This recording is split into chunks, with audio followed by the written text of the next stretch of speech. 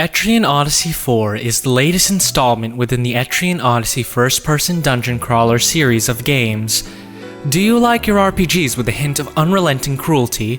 Perhaps a punishing blow for becoming overly cocky and bullheaded through a dungeon?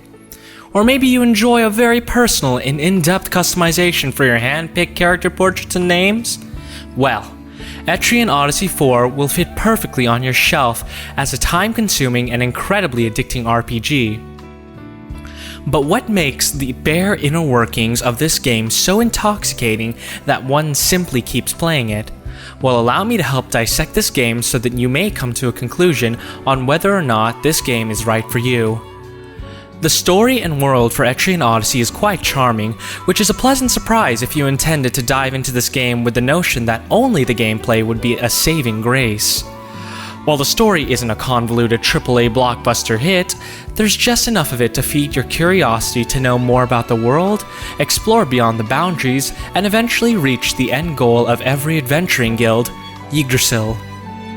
And while you start off as a novice adventuring guild with your own personalized ragtag band of heroes, you'll eventually rise to the ranks and become a first-rate guild through the span of the story and lands you explore.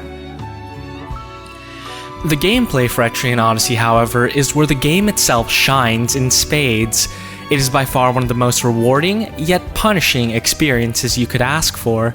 For instance, bosses and monsters are ruthlessly tailored to slaughter a variety of parties that don't synergize well with each other. Environmental hazards within dungeons and more also break down an unprepared or ill-thought-of formation of adventurers.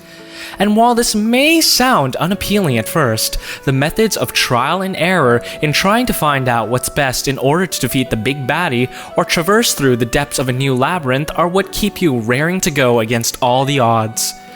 Strategy and thought play out a big part in battle, exploration, and even planning out your skills and party composition.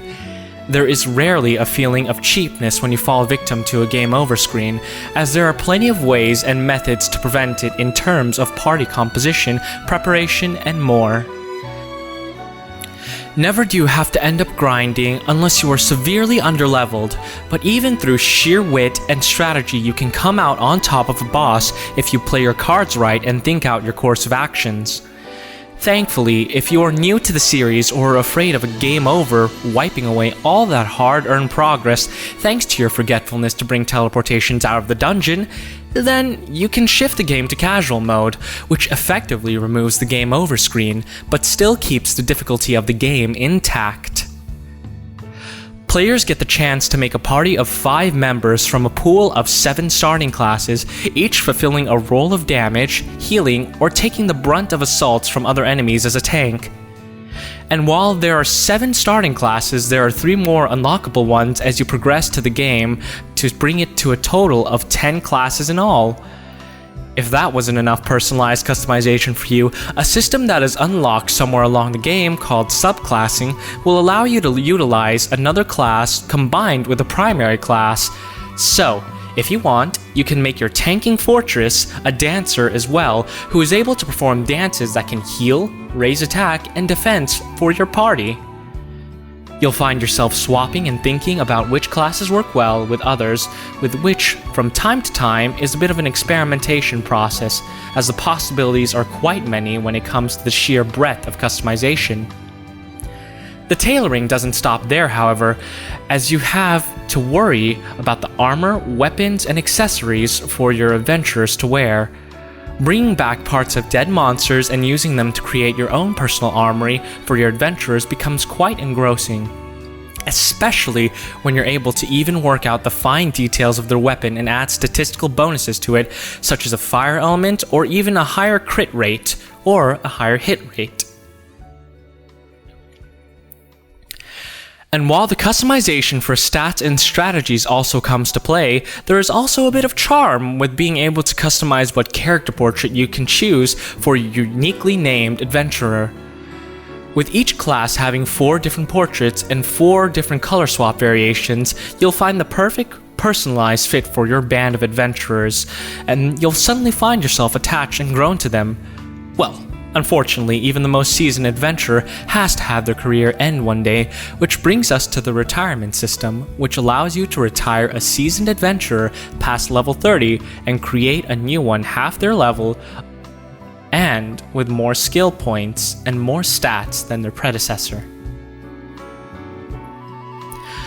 But enough of all the character and customization bits. Perhaps you're interested in hearing one of Etrian Odyssey 4's biggest gameplay functions: making your own map. Now, while this may seem trivial and more of a bother than it should be at first, you'll learn to love the system when you see an entire labyrinth mapped out by your hand from start to finish, with all its gathering points, shortcuts, mini-boss and boss locations, and even down to the streams of water or environmental hazards within the map. The phrase, "live and die by your map," doesn't fall far from Etrian Odyssey, as you realize that each dungeon has their own special quirk that requires you to be nimble and accurate with your maps, lest you be lost and slaughtered by a roaming chicken or something, which, by the way, is a very unfortunate demise that I have met with. Choices even play a strong part within Etrian Odyssey outside of customization and map making. For instance, you run into a wonderful looking stream of water dripping onto a leaf. You can heal a party member to full life of yours since you've been adventuring through a dungeon for quite some time. Why not? Surely the game wouldn't punish you for that. Wrong. Immediately you're ambushed by monsters galore that wish to gut your very essence out. This doesn't even include the story choices that affect dialogue and other things as well. The music for Etrian Odyssey 4 is quite lovely, ranging from invigorating battle themes to eerie atmospheric musics for exploration within a new dungeon to even the fine points of cutscenes and calming forests. It is a departure from the previous 3 installments, which use synthesized music, while this one uses more of an orchestral soundtrack. The art assets and graphics with the 3D mode on the 3DS are absolutely lovely when you see that horrific beast mauling you in full 3D, or admiring your character portrait cutouts in 3D. The game looks good and also sounds good, which allows you to further devote your time to your gameplay in the most immersive way possible. Etrian Odyssey 4 is an inviting entry for new players who have yet to play an Etrian Odyssey game.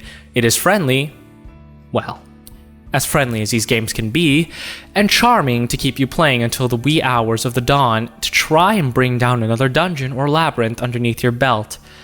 Without a doubt, if you enjoy RPGs with a hint of challenge and thought required, then perhaps Etrian Odyssey 4 will sate your thirst for the next few weeks. For more reviews, deals, or gaming content, subscribe to my channel. My name is 7th Beat, and thank you for your time.